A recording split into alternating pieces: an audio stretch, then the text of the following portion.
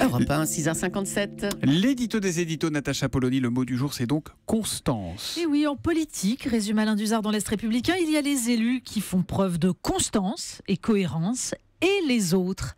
Et parmi les autres, il y a Nicolas Sarkozy, comme un archétype de l'inconstance. Alors est-ce la proximité de la fête des morts, l'enterrement du Nini? Voit défiler les commentateurs. L'instigateur du chacun pour soi avoue du bout des lèvres qu'il se rangera dans le camp du tout sauf Marine, s'amuse Jean-Michel Servan dans le Midi Libre. Y compris en votant si besoin pour François Hollande. On voit d'ici l'exercice de contrition que s'imposera l'ancien chef de l'État à l'heure de glisser dans l'urne le bulletin du candidat socialiste. Bon, Jean-Michel Servan oublie de préciser que l'hypothèse est quand même hautement improbable. Mais ce qui intéresse les commentateurs, c'est ce que ça révèle du côté du repenti. Cette évolution traduit une fébrilité du candidat Sarkozy, affirme Alain Duzard.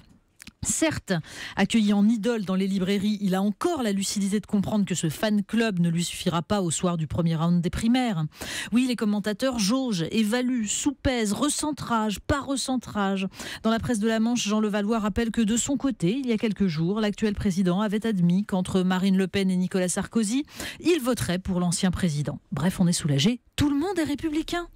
Quant à savoir si tout ça a encore un sens, si on peut parler de front républicain et de république avec des gens qui ont trahi leurs engagements et laissé la France dans cet état, visiblement, il n'y a que les citoyens qui se poseront la question. Et Natacha Polony, qu'on retrouvera à 8h30 tout à l'heure pour la revue de presse. À tout à l'heure, Natacha. À tout à l'heure.